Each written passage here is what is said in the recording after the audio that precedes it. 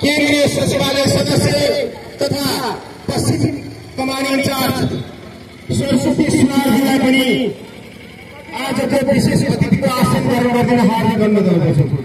सर्वी पोस्टका साथीहरू, किन यसरी विचलित भए जस्तो मलाई लागिरहेको छ? यो कार्यक्रम किन यसरी विचलिँदैछ? तपाईँ आफ्नो ठाउँमा बसिदिनुहोला र यसरी कार्यक्रमलाई साधारण बनाउन सर्वी पोस्टले कुन सहयोग गर्नेछ? आसन ग्रहणकै क्रममा सहइन्चार्ज केन्द्रीय सचिवालय सदस्य तथा पश्चिम कमान सहइन्चार्ज मोनिका सुनारजीलाई पनि आसन ग्रहणको लागि हार्दिक अनुरोध गर्दछु। त्यसै गरी मिटिगाड विरुद्ध किसान मजदुर आन्दोलन नेपाल अन्तर्गत पश्चिम कमान कञ्चनपुर, कैलाली, बर्दिया, पाके, सुर्खे, दैलेख, दाङ लगायतका जिल्ला अध्यक्ष, पूर्व जिल्ला अध्यक्ष र जिल्ला इन्चार्ज तथा सल्लाहकार र ज्येष्ठ नागरिक सम्पूर्ण साथीहरू आफ्नो यथास्थानमा आसन ग्रहण गरिदिन हार्दिक अनुरोध गर्दछु। यसरी किसानको शान्तिपूर्ण आन्दोलनलाई यसरी दमन गर्न पनि एउटा अन्यायपूर्ण रहन्छ र भोलिको पत्र पत्रिका, भोलिको सामाजिक सञ्जालहरूमा पनि चर्चा हुनेछ र यसरी किसानहरूलाई अदालतको गेटैसम्म पनि पुग्न नदिनु निहत्ता किसानहरूलाई आफ्नो माग राख्न अन्यायपूर्ण व्यवहारमा मुक्ति रहेका किसानहरूलाई घरवासविहीन भएका किसानहरूलाई आफ्नो मागसम्म अदालतको प्रावधानसम्म पुग्न नदिन यसरी दमन गरिएको छ। यो अन्यायपूर्ण व्यवहारप्रति हामी केन्द्रीय सचिवालय हामी फोहोर पर्चना गर्छौँ र यसको विरोध पनि गर्दछौँ। त्यसै गरी वित्तीय शोषण विरुद्ध किसान मजदुर आन्दोलन नेपाल अन्तर्गत सुदूरपश्चिम प्रदेश लुम्बिनी प्रदेश केन्द्रीय सदस्यहरू, जिल्ला अध्यक्षहरू यथास्थानमा आसन ग्रहण गरिदिन हार्दिक अनुरोध गर्दछु। आदरणीय मजदुर किसान साथीहरू, हामीलाई यसै गरी बार यसै गरी पटक यसै गरी हामीलाई दमन गरिएको छ। यो आन्दोलन हामीले राज्य नै हल्लाउनेछौँ, आफ्नो माग पूरा गरेरै छाड्नेछौँ। यसरी हामीलाई दमन गरेर यसरी हामीलाई एकीकरणमा चलाउँछ भन्ने ठान्नुहोला र यो राज्यलाई पनि हाम्रो चुनौती छ। यसरी हाम्रो आन्दोलन दमन गर्दैमा यो आन्दोलन चलाउँछ भनेर सम्झिनुहोला र आजको कार्यक्रमलाई सान्दर्भिक र यहाँका किसानहरूलाई यहाँका किसान मजदुरहरूको मनोबललाई बढाउनको लागि किसानहरूको पीडालाई अदालतसम्मका घेराभित्र पुर्याउनको लागि आजका प्रमुख अतिथि केन्द्रीय सचिवालय सदस्य सर्वी पोस्ट नेपाल पश्चिम सेक्रेटरी उमेश पुरीज्यूलाई आफ्ना मन्तव्यहरू राखिदिउन हार्दिक अनुरोध गर्दछु।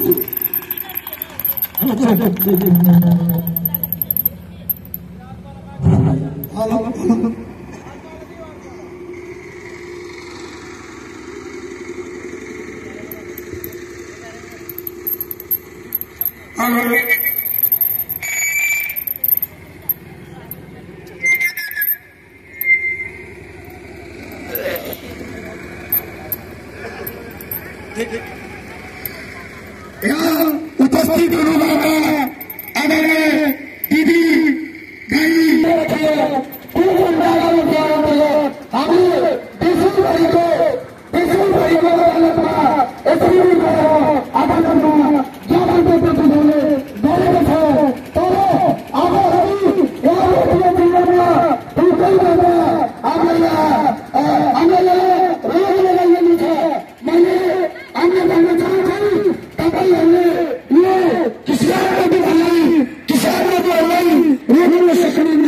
यो किसान मजदूर आन्दोलनले यो किसान मजदूरहरूले देशैभरि यसरी बेलामा घेरिरहेको छ।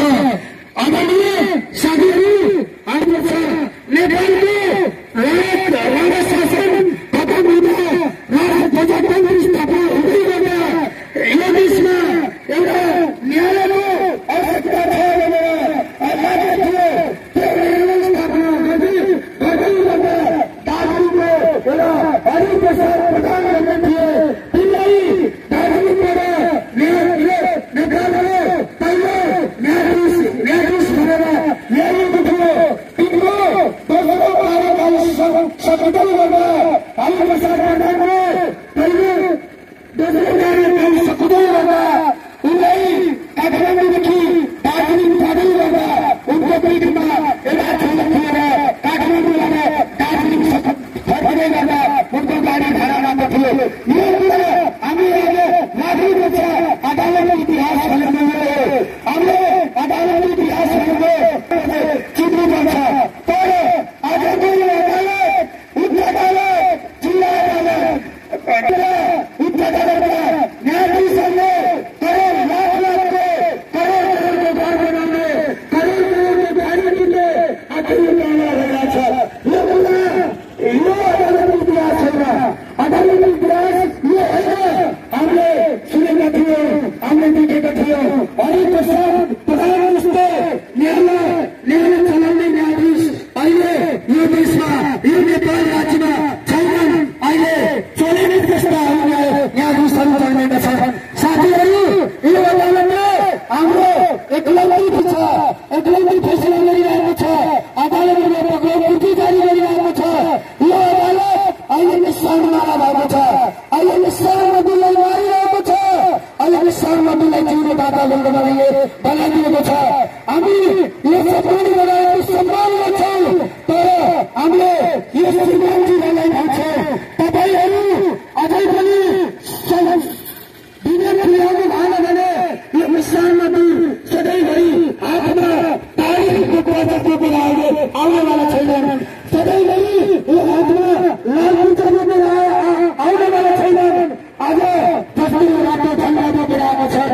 आज किसान मजदुरहरूले तपाईँको न्याय अगाडि रातो झन्डा बोकेर आएको छन्। यो एक दिन तपाईँहरूलाई यसको याद गर्नुपर्ने हुन्छ। यो किसान मजदुरहरूले तपाईँहरूको बदमास गर्नवाला छ। एक दिन हामीले एकजनाको न्यायाधीश प्रमुखको हामीले अब सती तयार पनि गर्नवाला छौँ। अझै पनि तपाईँहरूले विधेयक तुल्याउनु भएन भने, अझै पनि तपाईँहरूले किसान मजदुरलाई न्याय दिनु भएन भने यो किसान मजदुर देशैभरि सङ्गठित हुँदैछन्। देशैभरि यो किसान मजदुरले जुट्दैछन्। देशैभरि देशव्यापी यो रातो झन्डा बुझिनवाला छ। मैले भन्न चाहन्छु, तपाईँहरूको विवेक बुझेछ भने तपाईँहरूले अझै पनि समय छ भने तपाईँहरूले विवेक तुल्याउनुहोस्। यति भन्दा दुई शब्द एक हुँदा छु। धन्यवाद। सुर सलाम, अभिवादन, जय सङ्घर्ष। धन्यवाद। आज त प्रमुख अतिथिज्यू पश्चिम ब्युरो कमान्ड इन्चार्ज उमेश गौरीजीलाई धन्यवाद छ।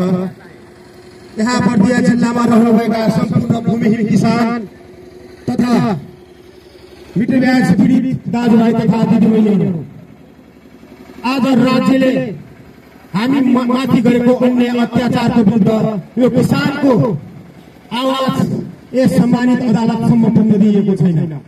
यो राज्यको लाज मर्दो हामी निहत्ता आएर अदालत तोडफोड गर्न आएका होइनौँ। हामी सम्मानित अदालतलाई सम्मान गर्छौँ। कारण किनभने हाम्रा लेनदेनका मुद्दाहरू, दृष्टिबन्धकका मुद्दाहरू र छिमेकी पासका मुद्दाहरू पराय मुद्दालाई अदालत पीडितको पक्षमा छानबिन नै नगरी एकलौटी फैसला गर्ने प्रक्रिया पैसामा यहाँका साउन महाजनहरूलाई पैसामा कानुनको विधिदेखि एक विखण्ड गर्ने त्यो काला कोटोले अपराधी कार्य गरिएको चाहिँ यिनका विरुद्धमा हो। हामी सम्मानित अदालतलाई सम्मान गर्छौँ। कारण किनभने यो अदालत भनेको एउटा न्यायको मन्दिर हो, जसलाई हामीले सम्मान गरिरहेका छौँ। र जिल्लाभरि र नेपालभरि जति पनि हामीले ज्ञापन पत्र बुझायौँ, आदरणीय सम्मानित अदालतका सचिव बाहिर आएर कतिपय अदालतमा भित्र पनि हामीलाई सम्मानपूर्वक उहाँले हामीलाई हाम्रो ज्ञापन पत्र दिनुभएको थियो। तर आज आएर हामीलाई आश्रय लागेको छ। आश्रय दिन लाग्यो भने यहाँका पीडितलाई यहाँका शोषित सामग्री सुदूर सामूहले मात्रै होइन, यहाँका प्रशासनले समेत दमन र शोषण गरेको हामीलाई अनुमति भएको छ। हामी यसको विरोध गर्दछौँ। यसरी खाली चेकहरू लिएर मनमानी रकम भरेर साहुहरूले 10 लाख 20 लाख 1 लाखको 10 लाख 2 लाखको 20 लाख अनेकौं मनमानीको रकम लिफाफ गरी अदालतबाट मुद्दा चलाएकी पीडितलाई बैंकिङ कसुर मुद्दामा पक्रेर लिने प्रहरी, त्यही नगरेर मुद्दा बनाउने प्रहरी तपाईहरूले पनि बुझ्नुहोला। हामी तपाईहरूलाई पनि शिक्षित गराउन चाहन्छौँ। अन्याय भन्ने कुरा तपाईहरूले नै अनुसन्धान गर्ने हो। प्रहरीको पहिलो हात भन्छ अनुसन्धान गर्ने। अनुसन्धानमा जहिले पनि पीडितले अन्याय नागरिक पाएको छैन। हामी चाहन्छौँ ती पीडितहरूलाई कति लिनु पीडितले र मिटर ब्याज साउले तपाईँबाट अहिलेसम्म कति असुल गरेको छ। यथावत कुराहरूलाई ध्यानमा राखेर मात्रै तपाईँका मुद्दाहरू, तपाईँका बैंकिङ कसुरका मुद्दाहरू अगाडि बढाउन हामी चाहन्छौँ। तर यसो हामीले भने जस्तो भएको छैन। त्यसैका विरुद्ध आज हामी जिल्ला अदालतको अगाडि आज हामी आउन बाध्य भएका छौँ। नत्र पुस्ताउनेकी सोझा साझा किसानहरू खेत हली र गरिबीको लागि वैदेशिक रोजगार खाने लोक र इन्डिया हाम्रो त अर्को विकल्प थिएन। आज हामी घरवास भएका छौँ। आज हामी सुकुम्बासी बनाइदिन्छ। हामीले अदालत बनाइदिन्छ। बाध्य भएर हामी परदेश बस्नुपर्ने हुन्छ, परिवार त्याग्नु पर्ने हुन्छ र श्रीमान श्रीमती सम्बन्ध विच्छेदन पर्ने हुन्छ। छोराछोरी टुक्राउनु पर्ने हुन्छ। छोराछोरीले अनाथ आश्रमको आश लिनुपर्ने हुन्छ। के यही हो राज्यको न्याय? के यही हो प्रहरीको पहिलो अनुसन्धान? त्यसैले पाइयो हामीले न्याय। हामी चाहन्छौँ यसरी हामीलाई जीवनबाट लिएर 10 वर्षसम्म अनेक यातनाहरू, मानसिक तनावहरू, मानसिक पीडाहरू सहेर बाध्य भएका छौँ। आदरणीय पीडित दाजुभाइ तथा दिदीबहिनीहरू, हामी पीडित हौँ यो कुरा हामीलाई मात्र थाहा भयो। आज यस पर्दिया जिल्ला अदालत अगाडि हामी यसरी आउँदासम्म जिल्ला अदालतको प्राङ्गणसम्म त्यहाँसम्म हाम्रो आवाज पुग्न दिएन। तर किन त्यहाँभित्र पनि कालकोट लगाएर शोषकहरू बसेका छन्? ती महामन्त्रीहरू तिनीले जनताको आवाज सुन्न मिल्दैन। यदि कार्यालयभित्र बस्नुपर्छ भने कार्यालयको कुर्सीमा बस्छन् भने जनताको पैसा ल्याएको हरेक खाने लाउने गास पास गाडी मोटर सम्पूर्ण अदालतभित्र बस्ने कालाकोटीहरूको सम्पूर्ण पैसा भएको यो पीडितहरूलाई यस अदालतभित्र बस्ने न्यायाधीशहरूलाई म भन्न चाहन्छु कि हामी हातमा हतियार बोकेर आएका छौँ कि हामी ढुङ्गा मुना गर्न आएका हौँ? हाम्रा कुरा सुन्नको लागि तपाईँले आफ्नो देशमा पनि हामीलाई जान नदिने। यो कस्तो कुरा हो? यो कुन शासन हो? यो कस्तो शासन हो? त्यो लेखेर बाहिर चिप्काइदिनुहोस्। अब यहाँ गरिबलाई आउन मनाइन्छ भने गेटको चिप्काइदिनुहोस्। तपाईँले हामीलाई सम्मान गर्छौँ, फुलमाला लगाइदिन्छौँ। गरिबलाई आउनै नदिनुहोस्। साहुको मात्रै पैसा चलेर सरकारी कुर्सीमा बस्नुहोस्। तपाईँले लाज मान्नुहोस्। स्वर्ग जाने पनि बाटो राख्नुहोस्।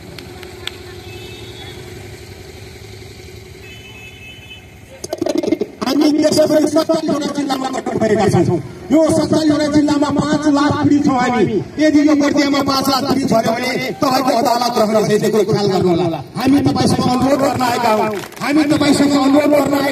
हामी न्यायको भिख माग्न आएका हौँ। तपाईँसँग हामी लड्न आएका होइनौँ। तपाईँले गरेका व्यवहारप्रति सुधार होस् भनेर हामी तपाईँलाई अनुरोध गर्न आएका हौँ। सम्मानित अदालतका सम्मानित न्यायाधीशहरू, तपाईँले सुन्नुपर्ने कुराहरू धेरै छन्।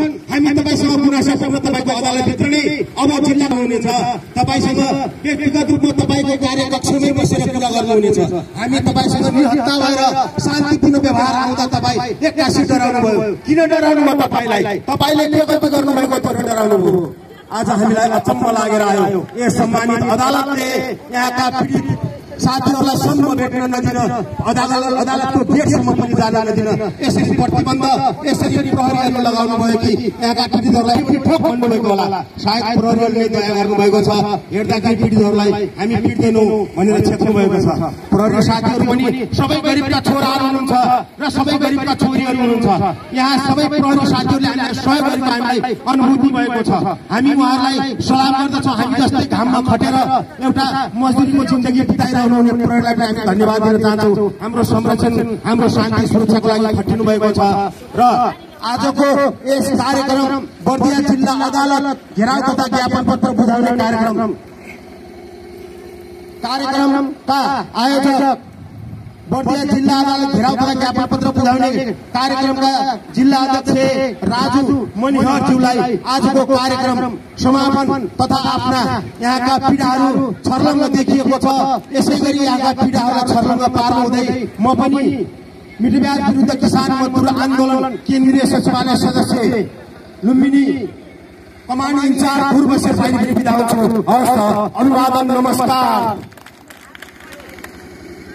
हाम्रो बर्दिया मिटरवाद किसान मजदुर संघर्ष समिति बर्दियामा यो माननीय अदालतमा हामीसँग बकाइदा पुष्टि लिखित राखेका छौँ। जुन भित्री कार्यविधि यहाँभित्र भइरहेछ यो माननीय अदालतलाई हामीले एउटा न्यायमूर्तिको हिसाबमा हामी गइरहेछौँ। तर यहाँभित्र हामीसँग लिखित र प्रमाण समेत हामी राखेर बसिरहेछौँ। यस्तो आकृति चाहिँ भित्रैकै सरकारका पैसा खाने अनि हाम्रा पीडितसँग 10-20 हजार रुपियाँ लिएर 2 महिनासम्म केस रोक्ने भने हामीसँग प्रमाण समेत राखिरहेछौँ। यही भित्र गरिब हाम्रो गरिब जनता दिदीबहिनी दाजुभाइहरूले कसैको यहाँको सम्पत्ति शुद्धिकरण नगर्ने होइन अनि हाम्रो कस्तो भइरहेछ भने यो अदालतभित्र हाम्रो गरिब जनताको सुनवाई छैन। यी भित्र सुनवाई कसैको छैन। सुनवाई कसको छ? पुँजीपतिहरूको मिटरवादी सावरको सुनवाई छ। त्यो सुनवाईको लागि चाहिँ हामीले यो ज्ञापन पत्र बुझाएको छौँ। ज्ञापन पत्र पनि हाम्रो चाहिँ बुझाउन नदिनेसम्म आदेश दियो तर धन्यवाद गर्छु। हामी निर्णय मितिमा बस्छौँ त्यसको लागि धन्यवाद गर्छौँ।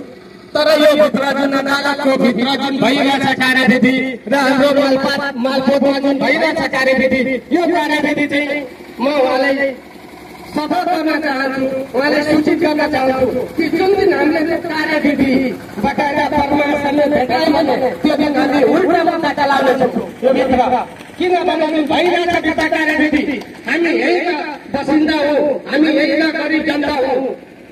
हाम्रो भित्र अझैसम्म यहाँ चेक बाउन्स हाम्रो भित्र चेक बाउन्स गरेर हाम्रो ठुल्ठुलो मान्छे भित्र बसेर त्यसको चाहिँ शुद्धिकरण गर्न मिल्दैन कि साउले जबरजस्ती चेक बाउन्स गरेर 1 लाख लिएर 10 लाख भरेर जस्तो चेक बाउन्स हुँदैन। किन हुँदैन भने उता पैसावाला छ, यता पैसावालामा